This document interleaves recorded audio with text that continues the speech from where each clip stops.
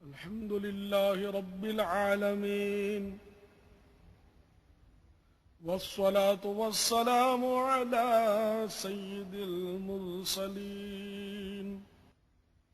أما بعد فأعوذ بالله من الشيطان الرجيم بسم الله الرحمن الرحيم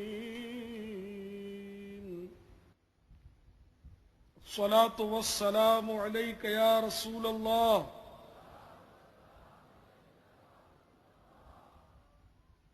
وعلى آلك وأصحابك يا حبيب الله الصلاة والسلام عليك يا نبي الله وعلى آلك وأصحابك يا نور الله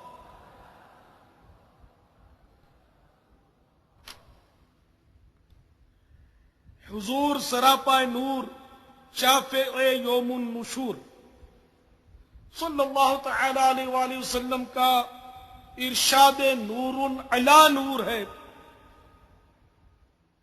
تم اپنی مجالس کو مجھ پر درود پاک پڑھ کر آراستہ کرو، کیونکہ تمہارا درود شریف پڑھنا تمہارے لیے بروز قیامت نور ہوگا۔ صلو علی الحبیب صلی اللہ تعالی علی محمد۔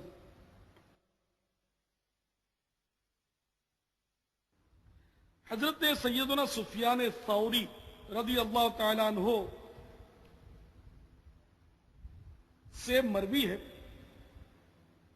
کہ مرنے والا ہر چیز کو جانتا ہے، حتیٰ کہ غسال سے کہتا ہے تجھے خدا کی قسم ہے تو مجھ سے غسل میں میرے ساتھ نرمی کر۔ اور جب وہ اپنے جنازے میں ہوتا ہے تو اس سے کہا جاتا ہے، انہیں میت سے کہا جاتا ہے اپنے بارے میں لوگوں کی باتیں سن۔ حضرت سیدنا امیر المومنین عمر فاروق رضی اللہ تعالی عنہ روایت کرتے ہیں کہ اللہ کے محبوب دانا غیوب منزہ عن العیوب صلی اللہ تعالی علیہ وآلہ وسلم نے ارشاد فرمایا، مردہ جب تخت پر رکھا جاتا ہے اور اسے لے کر ابھی 3 قدم ہی چلے ہوتے ہیں کہ وہ بولتا ہے، اور اس کے کلام کو انسان اور جنات کے علاوہ اللہ تعالی جسے چاہتا ہے سنواتا ہے۔ مردہ کہتا ہے، اے میرے بھائیوں اور اے میرا جنازہ اٹھانے والوں، تمہیں دنیا دھوکے میں نہ ڈال دے جیسا کہ مجھے ڈالے رکھا، اور زمانہ تمہارے ساتھ نہ کھیلے جیسا کہ میرے ساتھ کھیلا۔ میں نے جو کچھ کمایا وہ اپنے ورثہ کے لیے چھوڑا۔ اللہ رب العزت بروز قیامت مجھ سے حساب لے گا اور میری گرفت فرمائے گا۔ حالانکہ تم لوگ مجھے رخصت کرتے اور مجھے پکارتے، یعنی میرے لیے روتے دھوتے ہو۔ جیتنے دنیا سکندر تھا چلا، جب گیا دنیا سے خالی ہاتھ تھا۔ میٹھے میٹھے اسلامی بھائیوں،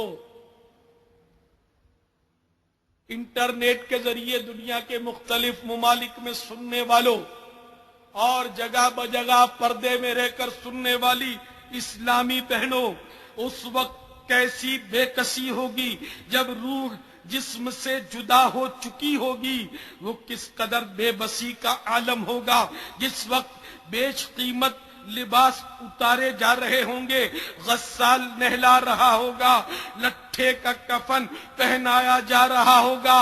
کیسی حسرت کی گھڑی ہوگی جب جنازہ اٹھایا جا رہا ہوگا۔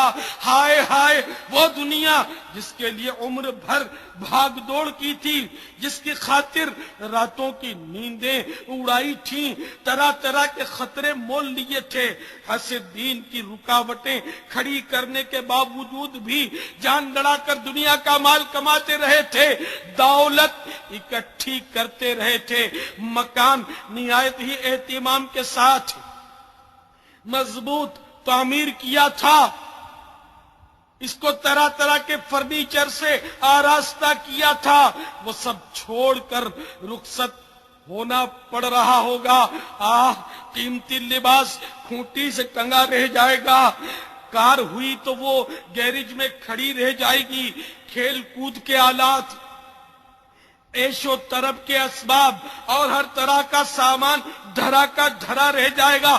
اس وقت مردے کی بے بسی انتہا کو پہنچے گی جب اس کو روشنیوں سے جگمگاتے عارضی خوشیوں سے مسکراتی دنیا ناپائیدار کے فانی گھر سے نکال کر اندھیری قبر میں منتقل کرنے کے لیے کندھوں پر لاج کر سوئے قبرستان چل پڑے ہوں گے۔ عالم انقلاب ہے دنیا، چند لمحوں کا خواب ہے دنیا، فخر کیوں دل لگائیں اس سے نہیں اچھی خراب ہے دنیا۔ حضرت سیدنا عمر بن عبدالعزیز رضی اللہ تعالی عنہ کے انتقال سے ایک ہفتے قبل کا واقعہ ہے کہ آپ رضی اللہ تعالی عنہ ایک جنازے کے ساتھ قبرستان تشریف لے گئے، وہاں ایک قبر کے پاس بیٹھ کر غور و فکر میں ڈوب گئے۔ کسی نے عرض کیا، یا امیر المؤمنین، آپ یہاں تنہا کیسے تشریف فرما ہیں؟ فرمایا، ابھی ایک قبر نے مجھے پکار کر اپنے قریب بلایا اور بولی، اے عمر بن عبدالعزیز، مجھ سے کیوں نہیں پوچھتے کہ میں اپنے اندر آنے والوں کے ساتھ کیا برتاؤ کرتی ہوں؟ میں نے اس قبر سے کہا، مجھے ضرور بتا کہ تو اپنے اندر آنے والوں کے ساتھ کیا کرتی ہے؟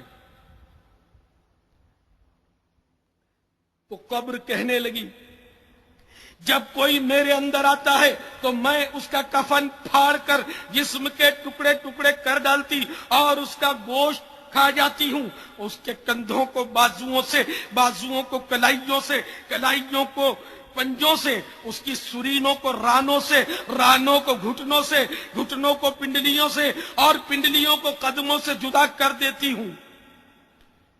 اتنا کہنے کے بعد حضرت سیدنا عمر بن عبدالعزیز رضی اللہ تعالیٰ عنہ کی روتے روتے ہچکیاں بند گئیں۔ جب کچھ افاقہ ہوا تو اس طرح کے عبرت کے مدنی پھول لٹانے لگے۔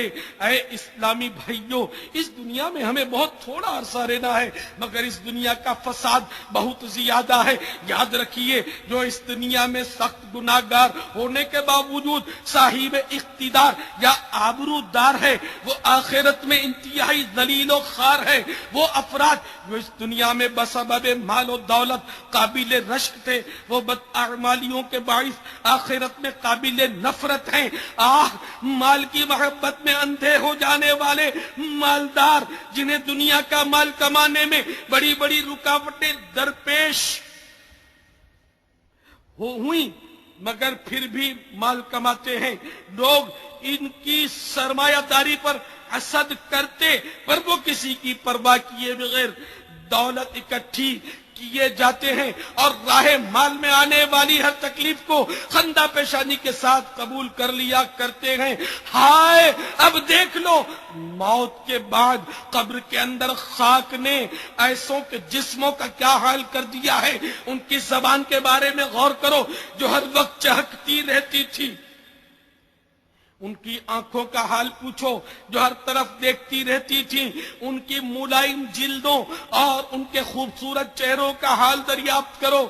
جانتے ہو ان کے نرم و نازک بدنوں کے ساتھ قبر کے کیڑوں نے کیا سلوک کیا؟ قبر نے ان کے رنگ سیاہ کر دیے، ان کا گوشت کھا ڈالا، ان کے منہ پر مٹی ڈال دی، ان کے جسم کے اعضاء توڑ کر رکھ دیے۔